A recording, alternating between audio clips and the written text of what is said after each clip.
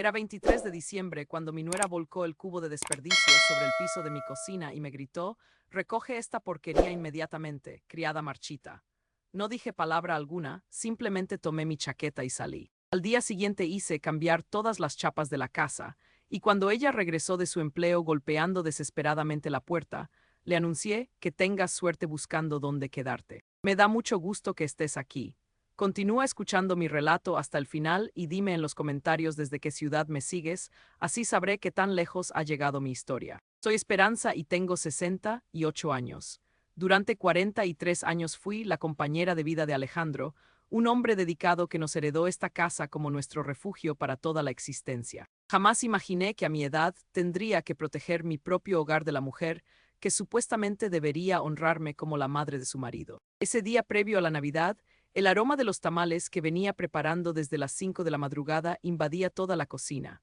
Mis manos, marcadas por los años pero todavía firmes, habían trabajado la masa con el mismo amor de siempre. Esta costumbre familiar provenía de mi madre y de la madre de mi madre. Cada diciembre, sin excepción, elaboraba tamales para toda la familia. Mateo, mi único hijo, había arribado temprano con Isabella, su esposa de 3 años. Desde el instante en que cruzaron el umbral de la sala, pude percibir esa tensión familiar que ya conocía demasiado bien.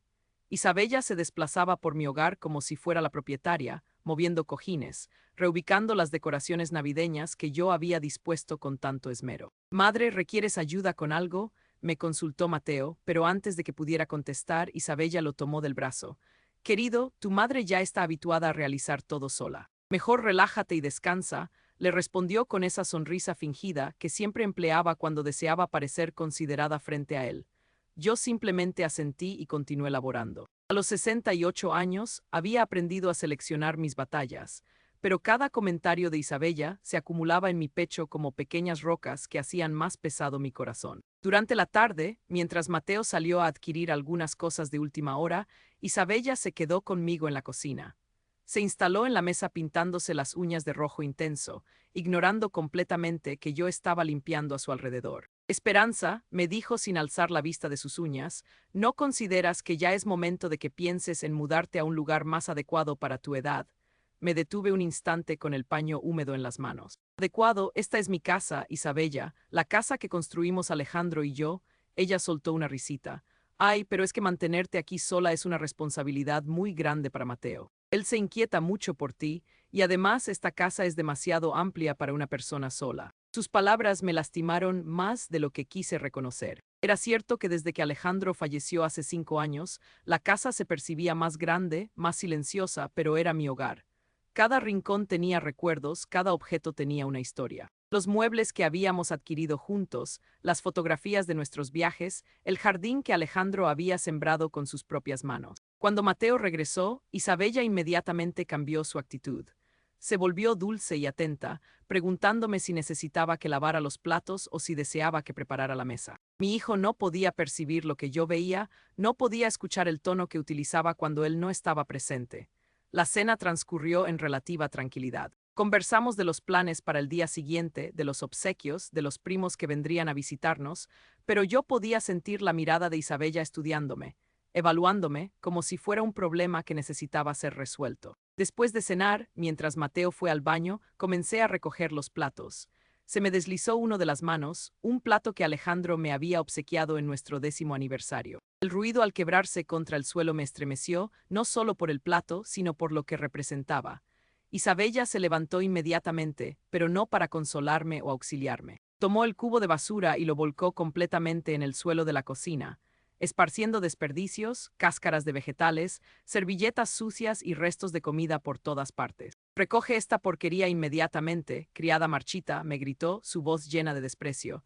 «Y ten más cuidado la próxima vez, no todos podemos estar rompiendo cosas que no nos pertenecen». Me quedé inmóvil por un momento, observando el desastre en mi propia cocina. Las palabras «criada marchita» resonaban en mis oídos como una bofetada. En 68 años de vida, nadie, absolutamente nadie, me había hablado así en mi propio hogar. No dije nada, no grité, no lloré, no me defendí. Simplemente me quité el delantal, lo doblé con cuidado y lo puse sobre la mesa. Tomé mi chaqueta del perchero y caminé hacia la puerta. «¿A dónde vas?», escuché que Isabella me preguntaba, pero su voz ya no tenía el veneno de antes. Sonaba preocupada, no respondí. Salí de mi casa y caminé hacia mi automóvil. Mis manos temblaban ligeramente mientras buscaba las llaves en mi bolso, pero no era de miedo. Era algo diferente, algo que no había sentido en mucho tiempo. Era determinación. Esa noche no regresé a casa. Me hospedé en un pequeño hotel cerca del centro de la ciudad. No dormí mucho. En la oscuridad de esa habitación extraña, tomé una decisión que cambiaría todo para siempre. La mañana del 24 de diciembre desperté en esa habitación de hotel con una claridad que no había experimentado en años. Mientras me vestía frente al espejo, vi a una mujer que ya no estaba dispuesta a ser humillada en su propia casa. Las palabras de Isabella habían sido la gota que derramó el vaso, pero la verdad era que mi decisión venía gestándose desde hacía meses. A las 8 de la mañana llamé a Carlos, el cerrajero que había utilizado cuando Alejandro perdió sus llaves el año antes de morir. Su voz sonaba sorprendida cuando le expliqué lo que necesitaba. Señora Esperanza, ¿está segura? Es día de Nochebuena.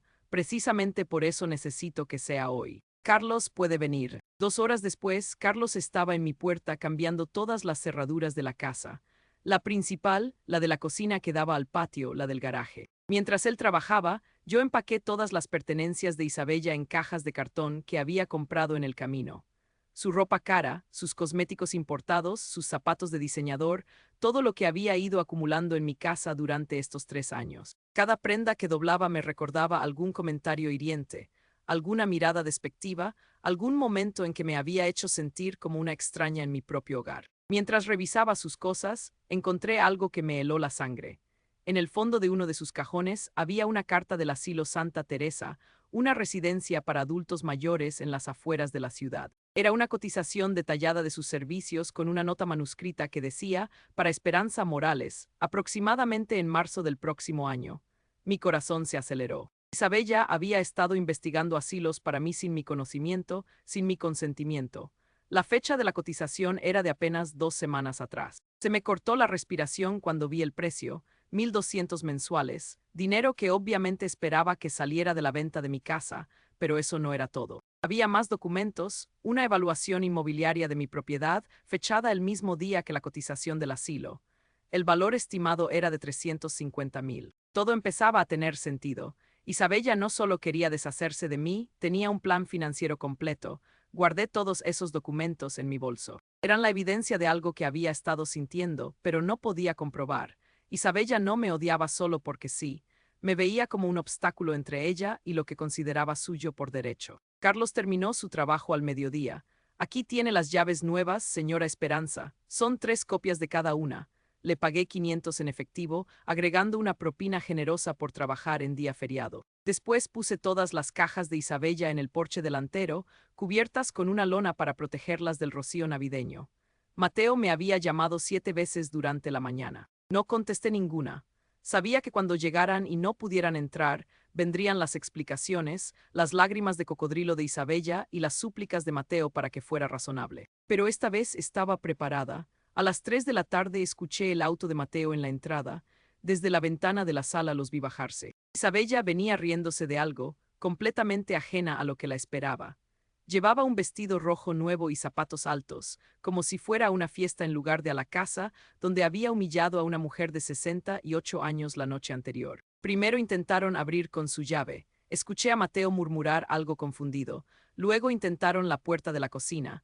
Finalmente, Isabella comenzó a golpear la puerta principal con desesperación. Esperanza, abre esta puerta ahora mismo, gritaba. Esto es ridículo. Me acerqué a la puerta y hablé sin abrirla. Isabella, tus cosas están en el porche. Buena suerte encontrando otro lugar donde vivir. Se hizo un silencio que parecía eterno. Luego escuché la voz de Mateo. Madre, ¿qué está pasando? Abre la puerta, por favor. Podemos hablar. Mateo, hijo, puedes entrar cuando quieras, pero ella no. ¿Cómo que yo puedo entrar? No tengo llaves nuevas. Me reí suavemente. Mi hijo siempre había sido un poco lento para entender las cosas obvias. Precisamente por eso, Mateo, porque esas llaves nunca fueron tuyas. Esta casa me la dejó tu padre a mí y yo decido quién entra y quién no. Isabella explotó, su voz se volvió aguda, histérica. Esto es abuso de ancianos, no puedes hacer esto. Mateo, haz algo. Pero había algo más en su voz. No era solo rabia, era pánico. Y yo sabía exactamente por qué. Isabella, dije con voz tranquila, creo que hay algunas cosas que Mateo necesita saber sobre ti, sobre tus planes para mí, sobre lo que has estado haciendo a mis espaldas. El silencio que siguió fue diferente. Era el silencio del miedo. No sé de qué hablas, vieja loca, murmuró, pero su voz temblaba. Mateo golpeó la puerta más fuerte. Madre, esto no se arregla así. Abre la puerta. Hijo, si quieres escuchar lo que tengo que decirte sobre tu esposa, puedes ir al Café Esperanza que está en la esquina. Te veo ahí en una hora. Solo tú. Escuché sus voces discutiendo en el porche. Isabella insistía en que yo había perdido la razón, que esto era solo el comienzo de algo peor. Mateo sonaba confundido, dividido entre la lealtad a su esposa y la preocupación por su madre. Finalmente escuché sus pasos alejándose. Desde la ventana los vi cargando las cajas en el auto. Isabella lloraba, pero no eran lágrimas de tristeza, eran lágrimas de rabia, de alguien cuyo plan había sido descubierto. Cuando su auto desapareció por la calle, me senté en el sillón favorito de Alejandro y por primera vez en mucho tiempo me sentí verdaderamente en casa. Pero sabía que esto no había terminado. Lo que había encontrado en el cajón de Isabella era solo la punta del iceberg. Una hora después estaba sentada en el Café Esperanza esperando a Mateo. Había traído conmigo una carpeta con todos los documentos que había encontrado en el cajón de Isabella. Pero eso no era todo lo que tenía que contarle a mi hijo. La verdad era mucho más dolorosa y había estado esperando el momento correcto para revelarla. Mateo llegó puntual como siempre. Se veía cansado y confundido. Sus ojos, que siempre me recordaban a los de Alejandro, mostraban una mezcla de preocupación y frustración. Madre, esto no puede seguir así, me dijo antes incluso de sentarse. Isabella está devastada. Dice que has estado actuando extraño últimamente, que a veces olvidas cosas. Ahí estaba la semilla que Isabella había estado plantando cuidadosamente en la mente de mi hijo. Me quedé callada un momento, dejando que las palabras flotaran entre nosotros. Extraño cómo Mateo, él se removió incómodo en su silla. Bueno, el mes pasado olvidaste nuestra cena del domingo y la semana antepasada no pudiste encontrar el collar de perlas de la abuela Carmen. Mi corazón se aceleró. El collar de perlas de la abuela Carmen, una pieza de 1920 con perlas perfectas, había sido el tesoro de nuestra familia durante 4 generaciones. Yo se lo había prometido a Mateo para cuando encontrara a la mujer correcta, pero cuando se casó con Isabella, algo en mi interior me dijo que esperara. Mateo, hijo, necesito preguntarte algo y quiero que seas completamente honesto conmigo. ¿Cuándo fue la última vez que viste el collar de la abuela Carmen? Él frunció el ceño. No sé, hace unos meses tal vez, ¿por qué? Saqué mi teléfono y abrí una aplicación que mi vecina Rosa, una mujer de mi edad mucho más moderna que yo, me había enseñado a usar. Era una página de ventas en línea donde la gente vendía artículos usados. Porque lo encontré aquí, le dije mostrándole la pantalla. Ahí, en la imagen se veía claramente el collar de la abuela Carmen con su delicado broche de flores y las pequeñas perlas que brillaban igual que el día que mi suegra me lo entregó. El precio, 2.500. El vendedor se identificaba como Isabella Elegante y la descripción decía, collar vintage de herencia familiar, excelente estado, venta urgente. Mateo se quedó mudo con los ojos fijos en la pantalla. Esto no puede ser cierto, murmuró. Debe ser una coincidencia, hay muchos collares parecidos. Le mostré más fotos. El collar estaba fotografiado sobre la misma colcha de la cama de mi cuarto. La colcha que Alejandro y yo habíamos comprado en nuestro viaje a Guatemala hace 15 años. Mateo, esta foto fue tomada en mi casa, en mi habitación. Su cara se descompuso lentamente mientras la realidad se abría paso en su mente. Pero yo no había terminado. Seguí navegando en el perfil de Isabella Elegante y le mostré más artículos. El juego de aretes de diamantes de mi madre vendido por 300. El reloj de bolsillo de Alejandro que había pertenecido a su abuelo, vendido por 450. La pulsera de oro que Alejandro me había regalado en nuestro 25º aniversario, vendida por 600. Son más de 20 artículos, Mateo, todos de mi casa, todos vendidos por tu esposa en los últimos 6 meses. Mi hijo parecía estar en shock. Sus manos temblaban mientras sostenía mi teléfono. Pero ella me dijo que tú estabas perdiendo la memoria, que escondías cosas y luego no recordabas dónde las ponías. ¿Y tú le creíste? Mateo cerró los ojos. Ella parecía tan preocupada por ti. Decía que era normal en personas de tu edad, que no quería que te sintieras mal al respecto. La manipulación había sido perfecta. Isabella había creado una narrativa donde yo era la de la memoria fallida y ella era la nuera comprensiva que protegía mi dignidad. Mientras tanto, había estado robando sistemáticamente los tesoros de mi familia. Hijo, hay más cosas que necesitas saber. Saqué la carpeta y le mostré los documentos del asilo. Vi cómo sus ojos se llenaban de lágrimas cuando leyó la cotización y la fecha. Ella estaba planeando internarme, Mateo, sin consultarme, sin consultarte a ti. Ya tenía todo calculado. Le mostré la evaluación inmobiliaria. Y después iba a vender la casa, tu casa, la casa donde creciste, donde tu padre murió, donde están todos nuestros recuerdos. Mateo no podía hablar. Las lágrimas corrían por sus mejillas mientras revisaba los documentos una y otra vez, como si quisiera que las palabras cambiaran mágicamente. ¿Hace cuánto tiempo sabes esto?, me preguntó finalmente. Las ventas las descubrí hace 3 semanas cuando Rosa me enseñó a usar Internet para buscar cosas. Al principio pensé que era casualidad, pero luego reconocí, los documentos del asilo los encontré esta mañana. ¿Por qué no me dijiste nada antes? Lo miré a los ojos, esos ojos que se parecían tanto a los de su padre. Porque sabía que no me ibas a creer. Porque durante 3 años has elegido creerle a ella por encima de mí. Porque cada vez que intenté hablarte de sus comentarios o su actitud, me dijiste que estaba exagerando, que ella te amaba y que eso era lo único que importaba. Mateo se cubrió la cara con las manos. Dios mío, madre, ¿qué he hecho? No es lo que has hecho, hijo, es lo que no has visto. Permanecimos en silencio por un momento. El café se había llenado de familias celebrando Nochebuena, riéndose, compartiendo todo lo que nosotros deberíamos haber estado haciendo. ¿Qué vamos a hacer ahora, madre?, me preguntó. Ahora tú tienes que decidir qué es más importante para ti. La mujer que te ha estado mintiendo durante meses o la madre que te dio la vida y nunca te haría daño. Mateo levantó la vista. En sus ojos vi algo que no había visto en mucho tiempo. Respeto hacia mí. Pero antes de que decidas, le dije guardando los documentos en la carpeta, hay algo más que necesitas saber sobre tu esposa, algo que descubrí ayer y que va a cambiarlo todo. Mateo me miró con una mezcla de miedo y anticipación. Ya había sido suficiente revelación por un día, pero yo sabía que tenía que contarle todo. No podía dejar las cosas a medias. Ayer, después de encontrar los documentos del asilo, decidí revisar más a fondo las cosas de Isabella. Encontré algo escondido en el fondo de su armario. Saqué de mi bolso una pequeña caja de zapatos que había traído conmigo. Adentro había una libreta de notas manuscritas y varios documentos doblados. «Esta es la letra de Isabella, ¿verdad?», le pregunté mostrándole la libreta. Mateo asintió, reconociendo inmediatamente la caligrafía de su esposa. «Lee esto», le dije abriendo la libreta en una página específica que había marcado con un papel. Mateo comenzó a leer en voz baja, pero conforme avanzaba, su voz se hacía más débil hasta convertirse en un susurro. 15 de noviembre, Mateo sigue sin sospechar nada. La vieja está cada vez más aislada. He logrado que dude de su propia memoria con lo de las joyas. Estrategia funcionando perfectamente. Hizo una pausa y me miró. Madre, esto no puede ser real. Sigue leyendo. 22 de noviembre, vendí el collar de perlas hoy. 2.500 más para el fondo. Mateo ni siquiera preguntó por qué su madre no lo usaba últimamente.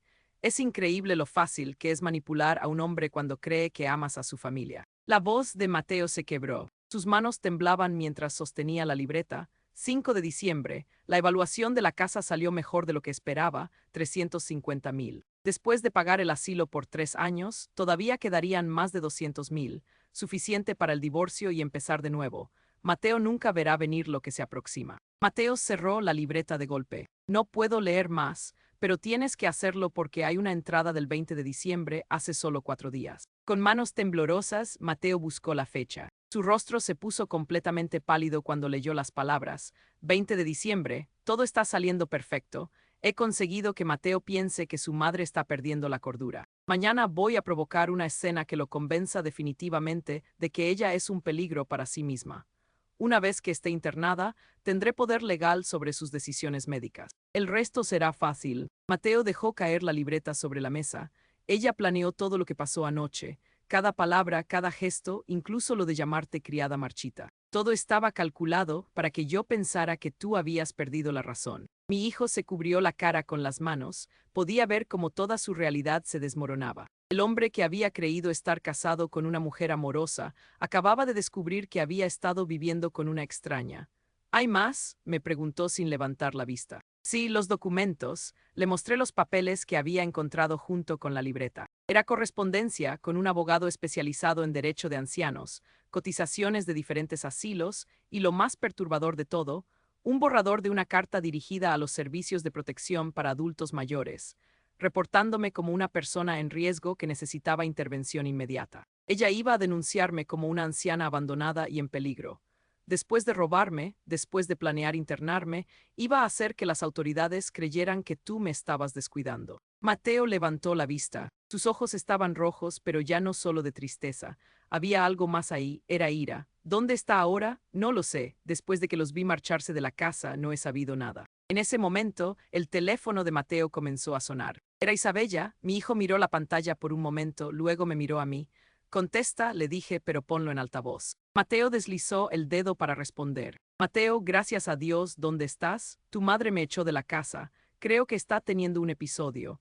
Necesitamos llamar a alguien, a un doctor, a los servicios sociales. La voz de Isabella sonaba perfectamente ensayada, preocupada, pero no histérica, amorosa, pero firme. Era una actuación magistral. Isabella, dijo Mateo con voz controlada, necesito preguntarte algo.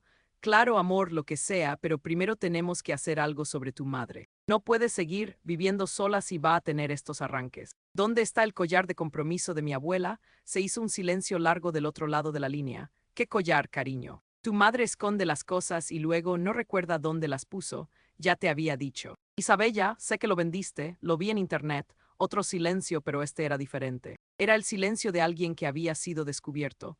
Mateo, no sé de qué estás hablando. Tu madre debe haberte contado alguna historia. También sé de los aretes de diamantes, del reloj de mi abuelo, de la pulsera de oro. Sé del asilo que habías elegido para mi madre. Sé de la evaluación de la casa y sé de tu plan para divorciarte después de que ella estuviera internada. El silencio que siguió se extendió tanto que pensé que la llamada se había cortado. Mateo, dijo finalmente Isabella, y su voz había cambiado completamente. Ya no había dulzura, no había preocupación, era fría, calculadora. No sabes lo que estás haciendo. Sé exactamente lo que estoy haciendo. No vuelvas a acercarte a mi madre ni a la casa. Esa casa también es mía. Soy tu esposa. Ya no. Mateo colgó el teléfono y me miró. Por primera vez en 3 años vi a mi hijo realmente verme. No como un problema a resolver, no como una responsabilidad que manejar, sino como su madre que había estado tratando de protegerlo todo este tiempo. Madre, lo siento mucho, lo siento tanto. No tienes que disculparte conmigo, hijo. Solo tenemos que decidir qué vamos a hacer ahora. Los días siguientes, después de Navidad, fueron extrañamente pacíficos. Mateo había decidido quedarse conmigo en la casa mientras procesaba todo lo que había descubierto sobre Isabella. Durante esos días, mi hijo parecía estar redescubriendo a la madre que había dejado de ver hace 3 años. Cocinábamos juntos como cuando era pequeño. Hablábamos de Alejandro y de los recuerdos familiares que Isabella había tratado de borrar. Mateo me ayudó a hacer una lista de todos los objetos que habían sido vendidos para ver si era posible recuperar algunos. El total de lo robado ascendía a más de 8.000 en objetos de valor sentimental incalculable. Madre, me dijo una tarde mientras tomábamos café en la cocina, ¿cómo pudiste soportar todo esto durante tanto tiempo sin decirme nada? Porque eres mi hijo y te amo. Porque quería que fueras feliz, aunque esa felicidad me costara la mía. Él tomó mi mano, nunca más, te prometo que nunca más voy a dudar de ti. Pero el 30 de diciembre, nuestra tranquilidad se quebró. Mateo había salido a comprar comida para la cena de Año Nuevo cuando sonó el timbre. A través de la ventana vi un auto de policía estacionado frente a mi casa. Abrí la puerta y me encontré con 2 oficiales, una mujer joven y un hombre mayor, ambos con expresiones serias. «Señora Esperanza Morales», preguntó la oficial. «Sí, soy yo. Hemos recibido un reporte de bienestar. Su nuera, Isabella Morales, está preocupada por su seguridad y bienestar. Dice que ha estado actuando de manera errática y que puede ser un peligro para sí misma». Mi corazón se detuvo. Isabella había jugado su última carta, exactamente como había planeado en su libreta. «Oficiales, mi nuera ya no vive aquí. Fue expulsada de mi casa por robarme». La oficial intercambió una mirada con su compañero. «Señora, necesitamos hacerle algunas preguntas. ¿Podemos pasar?» Los dejé entrar, manteniendo la calma, aunque por dentro sentía pánico. Sabía que cualquier cosa que dijera podía ser malinterpretada. «Su nuera dice que usted cambió las cerraduras de la casa sin razón aparente, que ha estado escondiendo objetos valiosos y acusándola de robarlos, y que ayer amenazó con hacerse daño. Eso es completamente falso. También dice que su hijo está siendo manipulado por usted, que lo está obligando a elegir entre ustedes dos». Respiré profundo. «Oficiales, tengo documentos que comprueban que mi nuera había estado robándome sistemáticamente y planeando internarme en un asilo contra mi voluntad». El oficial mayor frunció el ceño. «¿Puede mostrarnos esos documentos?» Fui por la carpeta que ahora mantenía siempre cerca. Les mostré las capturas de pantalla de las ventas online, la libreta manuscrita de Isabella, los documentos del asilo. Los oficiales revisaron todo cuidadosamente. La oficial más joven parecía cada vez más seria conforme leía. Señora Morales, estos documentos parecen indicar que usted ha sido víctima de abuso financiero por parte de un familiar. Exactamente. Pero su nuera insiste en que todo esto son delirios, que usted está confundida y necesita ayuda médica inmediata. En ese momento escuché el auto de Mateo en la entrada. Nunca había estado tan aliviada de escuchar ese sonido. Mateo entró cargando bolsas del supermercado y se detuvo al ver a los policías. ¿Qué está pasando? ¿Usted es Mateo Morales?, preguntó el oficial mayor. Sí, su esposa presentó un reporte de bienestar por su madre. Dice que está preocupada por su estado mental. Mateo dejó las bolsas en el suelo. Mi esposa ya no vive aquí. Descubrí que había estado robando a mi madre y planeando internarla para quedarse con su dinero. ¿Puede confirmar la autenticidad de estos documentos?, preguntó la oficial mostrándole la libreta de Isabella. Mateo asintió. Esa es la letra de Isabella. Encontramos esto hace una semana junto con evidencia de que había vendido más de 8,000 en objetos familiares sin permiso. Los oficiales se miraron entre ellos. Señor Morales, ¿su madre ha mostrado algún signo de deterioro mental o comportamiento errático? Mi madre está perfectamente bien. Fui yo quien me dejé manipular por mi esposa para hacerme creer lo contrario. La oficial cerró su libreta. Señora Morales, parece que usted ha sido víctima de abuso financiero y emocional. Quiere presentar cargos formales. Antes de que pudiera responder, escuchamos el ruido de un auto frenando bruscamente afuera. A través de la ventana vimos a Isabella bajándose de un taxi corriendo hacia la puerta. Oficiales, gritó antes de entrar, gracias por venir tan rápido. Isabella irrumpió en la sala con los ojos rojos como si hubiera estado llorando. Su actuación era perfecta. Esta mujer está enferma, dijo señalándome. Ha estado teniendo episodios paranoides. Mateo, cariño, sé que es difícil aceptarlo, pero tu madre necesita ayuda profesional. Mateo la miró con una expresión que nunca le había visto antes. Era desprecio puro. Isabella, ya basta. Mateo, por favor. Sé que ella te ha llenado la cabeza de mentiras sobre mí, pero tienes que pensar racionalmente. Mentiras, Mateo tomó la libreta de la mesa. Estos son mentiras, tu propia letra documentando cómo planeabas robar a mi madre y abandonarme. La cara de Isabella cambió instantáneamente. El color se drenó de sus mejillas cuando vio la libreta. Eso es privado, no tenían derecho a leerlo. Era privado cuando estaba en mi casa robando a mi madre, dijo Mateo. La oficial se acercó a Isabella. Señora, necesitamos hacerle algunas preguntas sobre las acusaciones de abuso financiero. Isabella miró alrededor de la habitación, dándose cuenta de que su plan había fracasado completamente. Sus ojos se llenaron de una rabia que ya no podía disimular. Esto no se va a quedar así, me dijo con voz venenosa. No van a salirse con la suya. Señora, dijo el oficial mayor, necesito que se calme o tendremos que arrestarla por alteración del orden público. Isabella se dirigió hacia la puerta, pero antes de salir se volteó hacia Mateo. Vas a arrepentirte de esto. Cuando esa vieja muera y te deje solo, no vengas llorando conmigo. Mateo no respondió, solo la miró irse con una expresión de alivio. Los oficiales tomaron mi declaración formal y se fueron con copias de todos los documentos. Me dijeron que el fiscal de distrito estaría en contacto para proceder con los cargos. Esa noche Mateo y yo cenamos en silencio. Sabíamos que Isabella no se rendiría tan fácilmente, pero por primera vez en años sentí que mi hijo y yo estábamos del mismo lado. 3 meses habían pasado desde la Nochebuena que cambió todo. Era marzo y los jazmines del jardín que Alejandro había plantado estaban floreciendo otra vez. Me encontraba podando las rosas cuando escuché el auto de Mateo en la entrada. Llegaba cada día después del trabajo, una costumbre que habíamos establecido después de que Isabella se marchó definitivamente. Los procedimientos legales habían sido más rápidos de lo esperado. Isabella había intentado contrademandar, alegando que yo la había calumniado, pero la evidencia era abrumadora. Su propia libreta había sido la pieza clave que destruyó cualquier defensa. Al final había aceptado un acuerdo. Devolvería todo el dinero de las ventas, 5,200 que pudo ser recuperado, y a cambio yo no presentaría cargos criminales. Mateo se había divorciado en febrero. Isabella no había peleado por nada, probablemente porque sabía que no tenía ningún derecho legal sobre la casa ni sobre los bienes familiares. Se había mudado a otro estado, según me había contado mi hijo, pero a mí no me importaba dónde estuviera mientras fuera lejos de nosotros. Hola, madre, me saludó Mateo dándome un beso en la mejilla. ¿Cómo estuvo tu día? Tranquilo, Rosa vino a tomar café y me ayudó a plantar unas flores nuevas. Mateo sonrió. En estos meses había recuperado una paz en los ojos que no había visto desde antes de que conociera a Isabella. Había perdido peso, se veía más saludable y, sobre todo, se veía libre. Entramos juntos a la casa.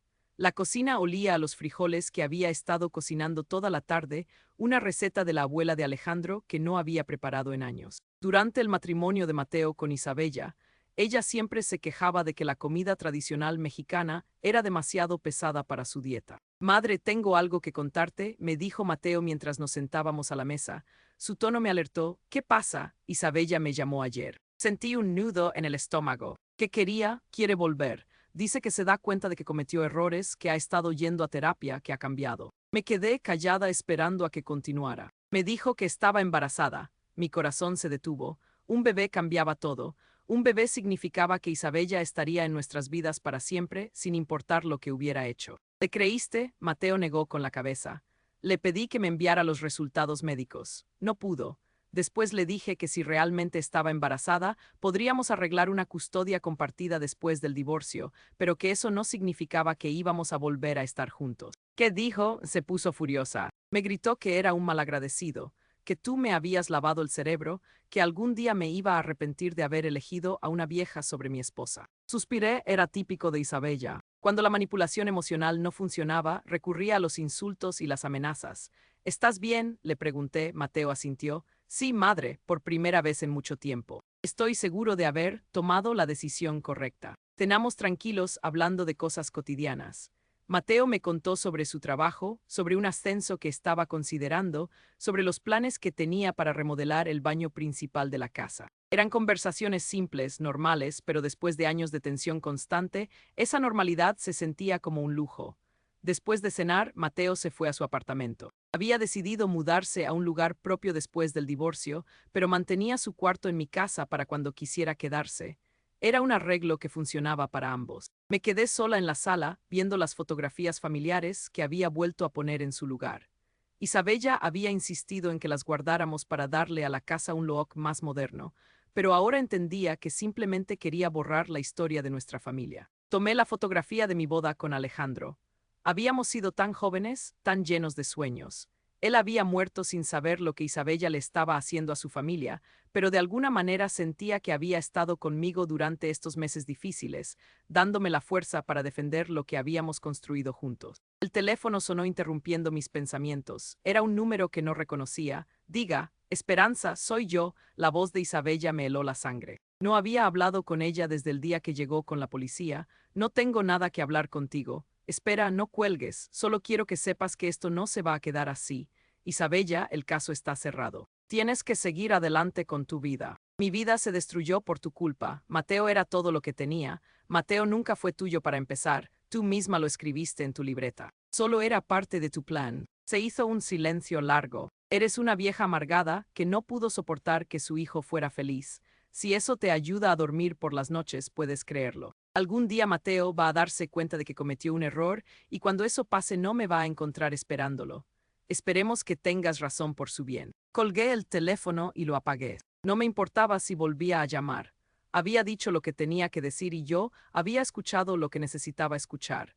Isabella seguía siendo la misma persona manipuladora y vengativa de siempre. No había cambiado, no iba a cambiar y mi hijo estaba mejor sin ella.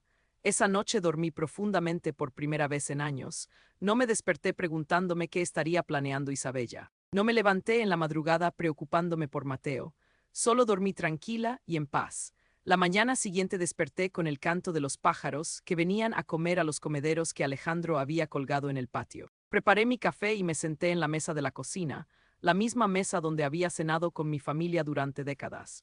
Mi casa estaba en silencio, pero no era el silencio tenso de antes, era el silencio de la paz, el silencio de una mujer que había defendido su hogar y había ganado. A los 68 años había aprendido algo que debería haber sabido antes, que el amor verdadero nunca requiere que sacrifiques tu dignidad, que una familia real te protege, no te explota, y que a veces la única manera de salvar a las personas que amas es enseñándoles a distinguir entre quién realmente los ama y quién solo finge hacerlo. Mateo tenía 35 años, era lo suficientemente joven para rehacer su vida, para encontrar a alguien que lo amara por quien era realmente, no por lo que podía darle. Y yo tenía mi casa, mis recuerdos y la tranquilidad de saber que había hecho lo correcto. El collar de perlas de la abuela Carmen había sido recuperado. Estaba guardado en mi caja fuerte, esperando el día en que Mateo encontrara a la mujer correcta, alguien que viera ese collar como lo que era, un símbolo de amor duradero, no como una oportunidad de negocio. Por ahora eso podía esperar. Tenía mi jardín que cuidar, mis amigas que visitar y una vida tranquila que disfrutar. Había ganado algo más valioso que cualquier venganza. Había recuperado mi paz y la relación con mi hijo, y eso era más de lo que Isabella nunca podría quitarme.